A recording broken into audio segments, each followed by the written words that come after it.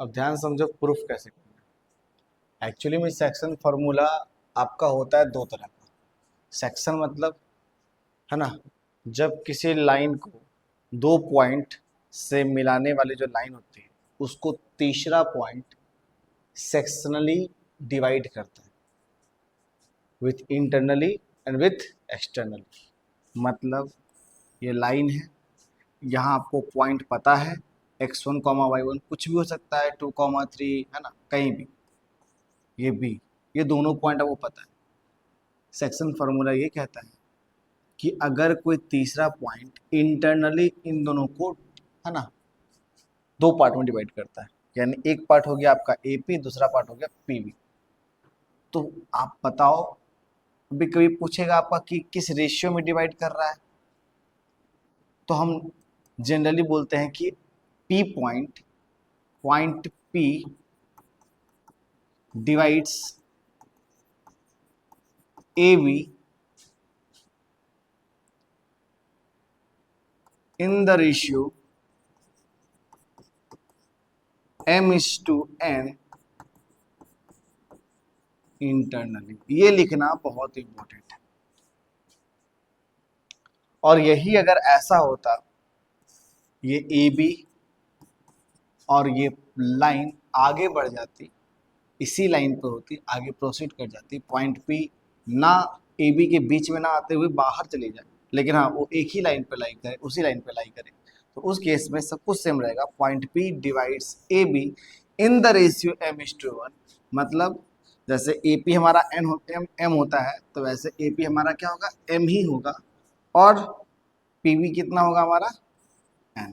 अब इस केस में सब कुछ आपको वर्ड सेम रहेगा, point P divides AB in the ratio m/n, but क्या हो जाएगा हमारा, एक्सटर्नली। क्या हो जाएगा, एक्सटर्नली।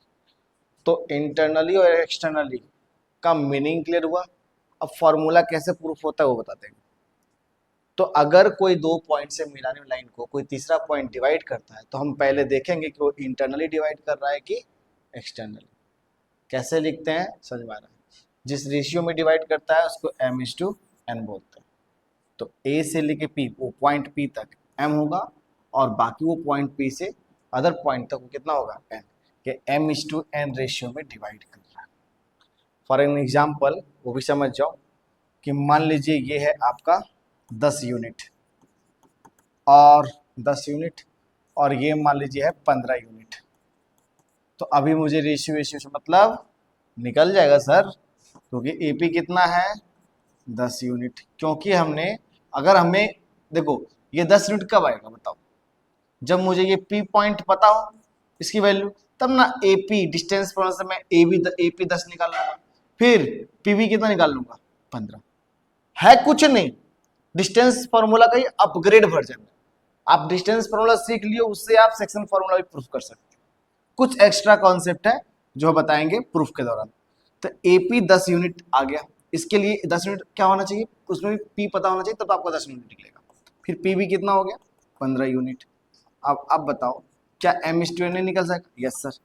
m/n क्या होता है बताओ, दैट इज AP/PB, और AP कितना है 10, और PB कितना है 15, ये कितना हो गया, 2 पंचे 3 पंचे, यानी m/n की वैल्यू कितना हो गया, 2:3, 2:3। तो आप रेशियो कैसे निकाल सकते हैं, एक तो ये केस हो गया कि आपको लेंथ पता होना चाहिए, जिस पॉइंट पे डिवाइड हो रहा है वो लाइन, वहां से वहां तक का लेंथ, बाकी वहां से वहां तक का लेंथ, वहां से भी रेशियो निकाल लोगे। और दूसरा कि अगर और भी तरीका है, 2-3 तरीका है जो क्वेश्चंस के अकॉर्डिंग समझ में आना चाहिए, तो हम सारा कुछ समझा देंगे। तो फिलहाल ये कॉन्सेप्ट हमारा कुछ ऐसा है। तो आपसे क्या क्या पूछेगा सवाल देखना, एक तो पॉइंट P का, जो पॉइंट डिवाइड कर रहा है उस पॉइंट का कोऑर्डिनेट बताओ। क्वेश्चन, जो पॉइंट डिवाइड कर रहा है उसका कोऑर्डिनेट बताओ। या अगर ये दिया हुआ है कि P की वैल्यू पता है कि P का कोऑर्डिनेट क्या है, तो आसानी से आप क्या निकाल सकते हो, m/n की वैल्यू किस रेशियो में डिवाइड कर रहा है ये भी निकाल लोगे। किस, वो पॉइंट कौन सा है जो डिवाइड कर रहा है, कोऑर्डिनेट पूछेगा, किस रेशियो में डिवाइड कर रहा है वो पूछेगा, तो आपको पॉइंट P दिया रहेगा तो m/n निकाल लो। या फिर m भी दिया है, n भी दिया है, P भी दिया है, A भी दिया है, पूछेगा B का कोऑर्डिनेट बताओ। क्या ये आपके लिए कितने नून है बताओ, 1 2 3 ये 4 5, ये 5 में से कोई 3 या 4 दिया रहेगा, कॉन्सेप्ट के आधार पर सवाल सॉल्व करेंगे। है ना, ए पूछ दे, पी पूछ दे, एन पूछ दे, एम पूछ दे, कुछ ही पूछ दे, तो कॉन्सेप्ट पता होना चाहिए। अभी वही फॉर्मूला समझेंगे हम लोग। इंटरनली जो फॉर्मूला होता है आपका, है ना, दैट इज पी का ये फॉर्मूला होता है बेसिकली, वो कैसा होता है देख लीजिए। एक्स के जगह पे पता क्या आएगा, M X two plus N X one upon M plus N M Y two plus N Y one M plus N. रट्टा मार मार के सिखाता है मास्टर, समझा।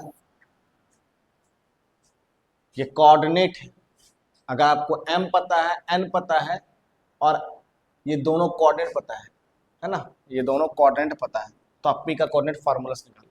तो ये इंटरनली फार्मूला है, पूरा नाम है इंटरनली सेक्शन फार्मूला। ठीक है, तो हम इसको प्रूफ करते हैं अभी से, शांति से बस देखते रहिए।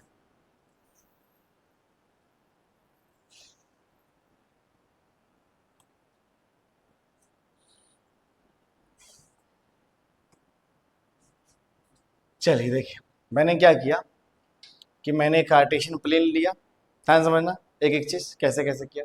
एक कार्टेशियन प्लेन लिया, कार्टेशियन प्लेन में X X dash Y Y dash जहां जहां लोकेट करना था कर दिया, फिर ओरिजिन जहां भी था, उसके बाद एक लाइन लिया, उस लाइन का जो एंडिंग पॉइंट है उसका कोऑर्डिनेट मैंने क्या लिया, X one comma Y one और X two comma Y two. मैंने मान लिया अपने मन से कि कोई तीसरा पॉइंट पी है जो इस ए बी को एम इज टू एन में क्या कर रहा है, डिवाइड। पूरा लिखना पड़ेगा कि let point P X comma Y will divides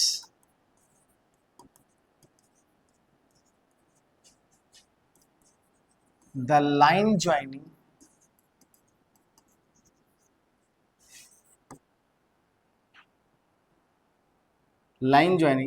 AB in the ratio m is to n internally। पूछता नहीं है प्रूफ, क्लैरिटी होना चाहिए कहां से आया फॉर्मूला। ठीक है, इस तरह से लिख लेना है, क्योंकि इंटरनली क्या था, इंटरनली। अब यहाँ पे पॉइंट ए का कोऑर्डिनेट, पॉइंट बी का कोऑर्डिनेट, सो हमारे पास ए का कोऑर्डिनेट क्या है, X one comma Y one and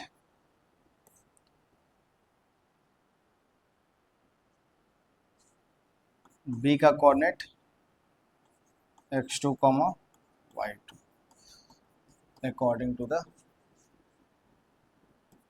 figure.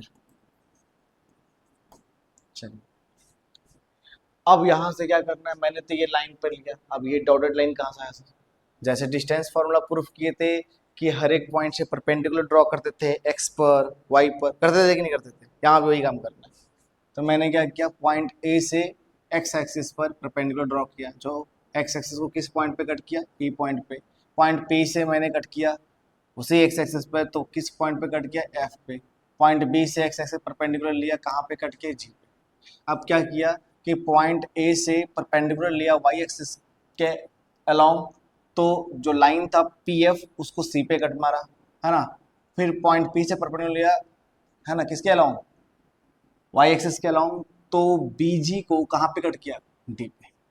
जितना बात हम बोले हैं ये सारा ऐसे इस तरह से लिखना होता है, तो आप लोग को लिखने की दरकार नहीं, समझना है सिर्फ।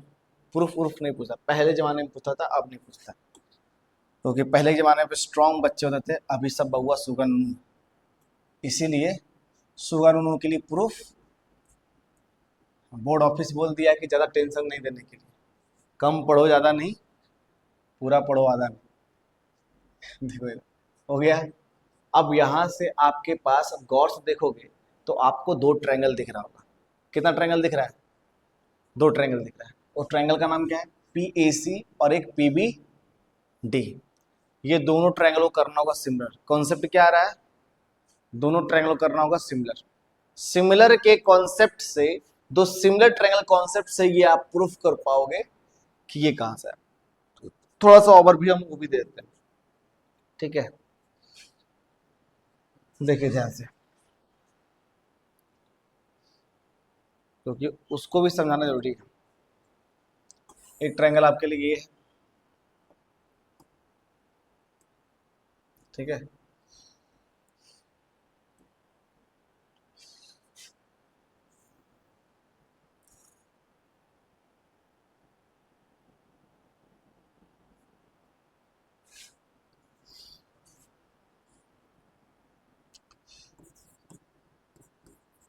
ए B C D F, you have to triangle.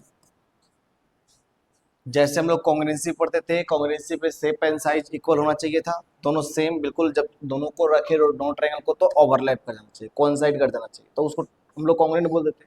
But इस बार कॉन्ग्रुएंट को कैसे कैसे डिनोट करते थे, इस प्रकार से करते थे कि नहीं करते थे, तो वो सिंबल लगता समझ जाते थे कि दोनों फिगर क्या है, कॉन्ग्रुएंट है। अब सिमिलर है, तो सिमिलर का जो सिंबल होता है कुछ इस तरह से होता है, ध्यान दे दीजिए अच्छे से, है ना। सिमिलर का सिंबल ये होता है। अब सिमिलर का मीनिंग क्या है, सिमिलर का मीनिंग है भैया शेप सेम होना चाहिए।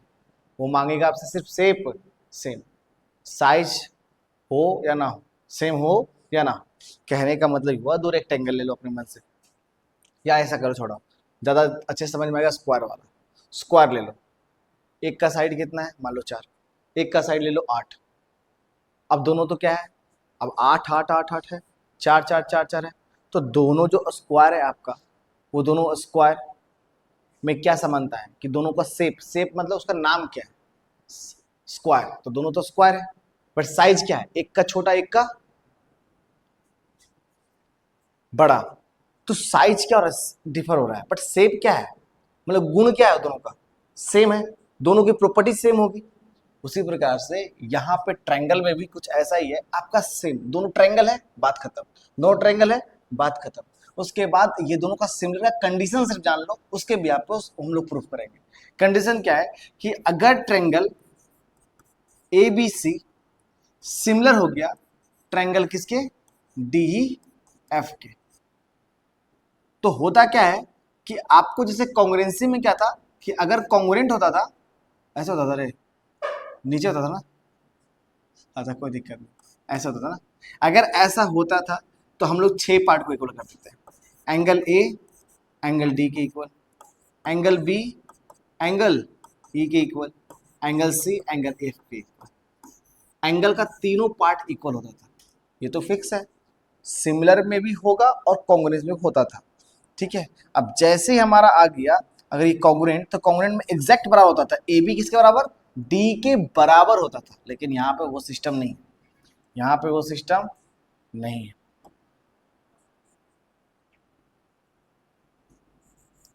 यहाँ पे वो सिस्टम नहीं। यहाँ पे क्या होगा सर, साइड के केस में चूंकि आपको पता चल रहा है कि सर साइज सब बराबर नहीं है, साइज बराबर नहीं है, साइज बराबर नहीं होगा, तो इसका मतलब अगर ए बी का जो साइड होगा, यानी ए बी का जो लेंथ होगा, डी के बराबर तो नहीं होगा क्योंकि बड़ा है, इसका मतलब ए बी अपॉन डी, इसका रेशियो यानी कोरस्पॉन्डिंग साइड का रेशियो बराबर होगा कोरस्पॉन्डिंग साइड के, B C upon D F और A C upon D F, ठीक है। एंगल्स के केस में कॉन्ग्रुएंसी और सिमिलरिटी दोनों सेम है, बट साइड के केस में चूंकि हमें ये इसलिए हुआ ऐसा क्योंकि उसमें एग्जैक्ट बराबर होता था साइड, तो A B equal to D कर देते थे। बट यहाँ पर अगर ए बी 4 है तो हो सकता है कि डी 8 हो जाए, अगर ये 3 है, बी सी 3 है, तो ये हो सकता है ये 6 हो जाए। तब ना 4/8 कितना होता है, 1/2, 3/6, 1/2, यानी साइड का रेशियो क्या हो रहा है, सेम हो रहा है सर। अभी हमने किसका एग्जांपल दिया था, स्क्वायर का, एक 4 था और एक 8 था। अब कोरस्पॉन्डिंग साइड का रेशियो देख लो, A B C D P Q R S ले लो, तो A B upon P Q 4/8 1/2, फिर ले लो B C upon Q R, वहां भी 4/8 वहां भी 1/2, यानी साइड्स का रेशियो इन इच केस क्या हो रहा है, सेम हो रहा है, यानी प्रोपोर्शनल हो रहा है। तो रेशियो बराबर होना चाहिए, ध्यान रखिएगा, सिमिलरिटी केस बस यही देता है। तो यहां भी सीपी, वहां पे सीपीसीटी लगता था ना, तो यहां पे क्या लगेगा, सीपीएसटी। सीपीएसटी बोले तो कोरस्पॉन्डिंग पार्ट्स ऑफ, ये हो जाएगा एस फॉर सिमिलर ट्रायंगल। अब उसमें 5 क्राइटेरिया होता था, क्या क्या होता था बता दो एक बार, side side side, angle side angle, angle angle side, R H S और एक बताओ साइड एंगल साइड, ये ले लो, ये 5 होता था। अब सिमिलरिटी कितने किस किस क्राइटेरिया पे प्रूफ होता है? ये वाला एक ट्रिपल एस, ये नहीं,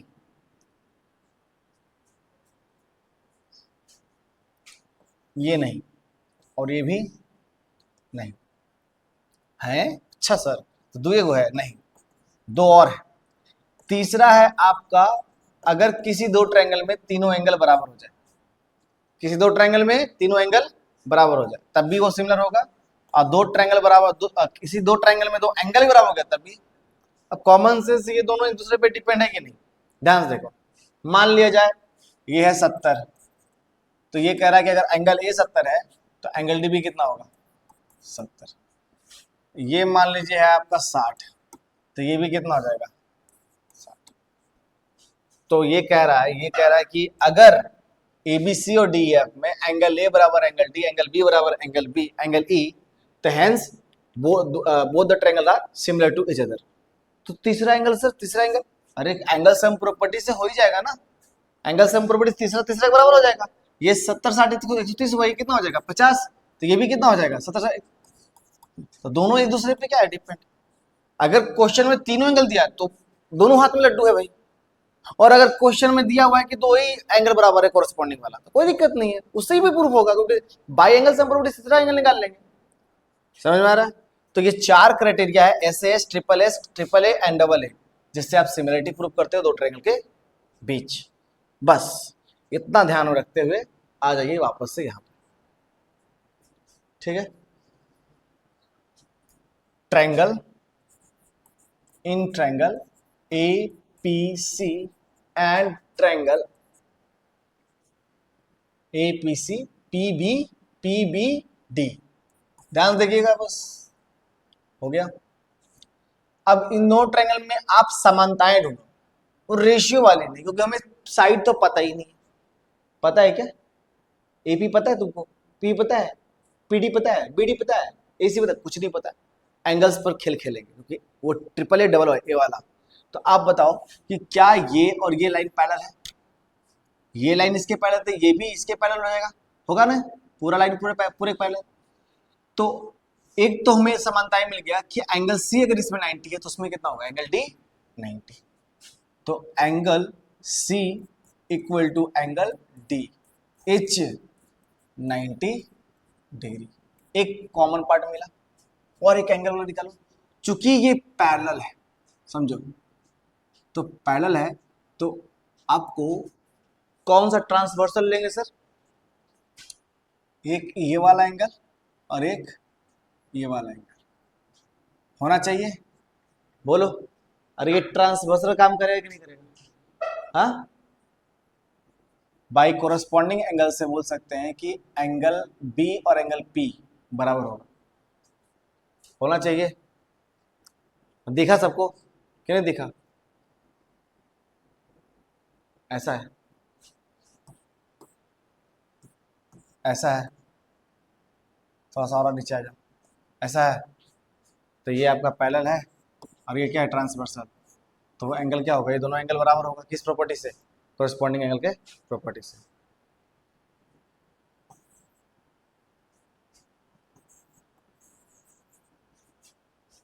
बस angle C P D is equal to angle P C P D equal to D B P. ये क्या है? By corresponding angle. बस क्या लगा देना है? बाई डबल ए सिमिलैरिटी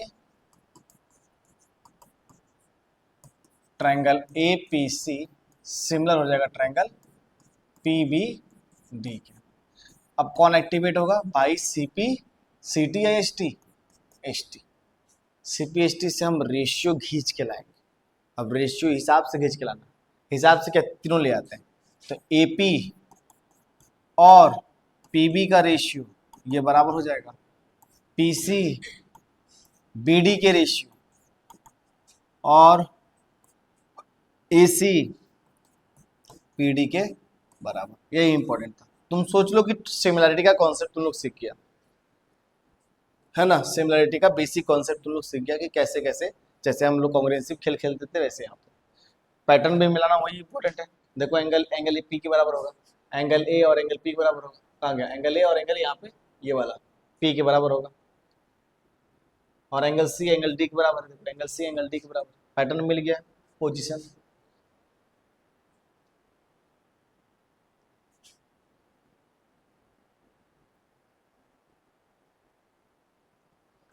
ठीक, अब यहां से हमें क्या क्या उठाना देखो। अच्छा एपी है ना, तो एपी की वैल्यू कितनी है देखो, कितना है एम है, वैल्यू पर पुट करना है, अब सिर्फ वैल्यू पुट करना है, एपी का वैल्यू एम है। पीबी बताओ कहाँ है पीबी, पीबी यहां से कितना है एन है। पीसी, पीसी कितना है, अच्छा मेन पार्ट तो हम निकाले ही नहीं, फटाफट करना पड़ेगा काम। आप बताओ कि ये कितना होगा सर आपका, एकदम 10 मिनट एकदम कोई छटपटाएगा नहीं, क्योंकि इसको प्रूफ करके ही भेजना है और कुछ उपाय नहीं है।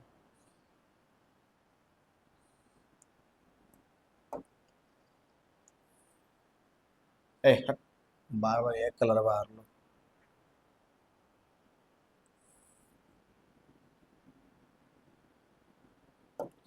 ये कितना होगा भाई, एक्स क्या वाई, क्या होगा वाई होगा ना, ये देख लो है ना, परपेंडिकुलर डिस्टेंस फ्रॉम एक्स क्या होता है वाई कोऑर्डिनेट। फिर पूरा ये कितना हो जाएगा, सारा करना पड़ेगा जैसे वहां पे किए थे, ये कितना होगा वाई वाई टू, तो जाहिर सी बात है कि ये कितना हो जाएगा फिर आपका, पूरा वाई टू में क्या माइनस कर देंगे, हाँ वाई वन, वाई टू में वाई को माइनस करेंगे, ठीक है। अब यहाँ से वापस से करना पड़ेगा आपको, क्या निकल गया पीसी निकल गया क्या, पीसी, पीसी कितना होगा सर, पीसी, पीसी निकालने के लिए, और एसी कहाँ है, वेयर इज एसी, एसी यहाँ पे, चलिए जो भी है।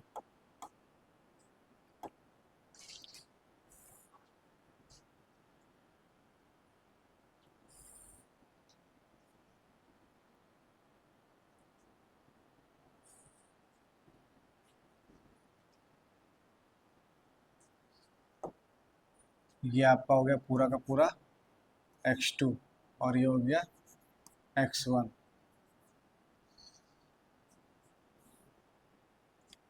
What is the value of PC, PC का वैल्यू कैसे निकालेंगे, पूरा का पूरा x में क्या कर देंगे माइनस, हाँ सब दिख जाएगा वैल्यू, शांति से बस देखना पड़ेगा कुछ नहीं।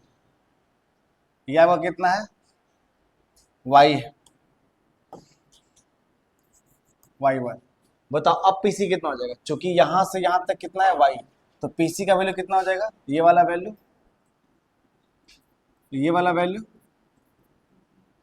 y माइनस y1, ठीक है, बस पुटअप करते जाओ, y माइनस y1, bd निकालो, bd यहां पर है जो कि निकाल चुके हैं, y2 माइनस y है, ठीक। उसके बाद बताओ AC के वैल्यू, AC कितना हो जाएगा बताओ, AC निकालने के लिए पूरा हम लोग क्या करेंगे, x2 में, x2 तो पूरा यहाँ पे ना, तो एक और करना पड़ेगा, ठीक यहाँ देखो ना, कोई दिक्कत नहीं है, कोई दिक्कत नहीं है, वेट वेट वेट, ये कितना है सर x, कितना होगा ये x, यानी पूरा x में से x1 को माइनस करेंगे तो अपने को ये निकल जाएगा x माइनस x1। फिर आपको PD भी निकालना पड़ेगा, तो PD निकालने के लिए यहाँ पे कर देते हैं, ये कितना हो जाएगा पूरा का पूरा x2 में x को माइनस करना पड़ेगा, यानी x2 माइनस x कीजिए, AC निकल गया है x माइनस x1, एक भी वैल्यू फिगर के अकॉर्डिंग ही होना चाहिए, x2 माइनस एक्स। बस यही तो आपका मेन है, काम कंप्लीट हो गया यहाँ तक। इसके बाद मुन्ना सिर्फ सॉल्व करना है, बेसिक कॉन्सेप्ट जो कैलकुलेशन तुम लोग सीखे वही, ठीक है। चलिए देखिए यहां सॉल्व करते हैं। एक बार क्या कीजिए, 3 रेशियो बराबर है तो एक बार इसको बराबर कीजिए, एक बार इन दोनों बराबर कीजिए, एक बार इन दोनों बराबर कीजिए। तो पहले हम क्या करते हैं, एक्स वाला, क्योंकि एक्स की वैल्यू चाहिए, तो m/n is equal to y minus y1 upon y2 minus y। Cross cross खेलिए फटाक से, y को बस अकेले छोड़ना है, तो ये हो जाएगा my2 minus my is equal to ny minus ny1। तो my को उधर कर दो, तो ये हो जाएगा my2 प्लस में हो जाएगा ny1 which is equal to ny plus my। अब वापस से इंटरचेंज कर सकते हो, कोई दिक्कत नहीं। तो उधर से y कॉमन लोगे तो कितना निकलेगा, m plus m into y. इधर क्या है, कुछ कॉमन नहीं आ रहा, तो as it is my2 plus ny1। तो y की वैल्यू कितना आ गया, my2 plus ny1 upon m plus n।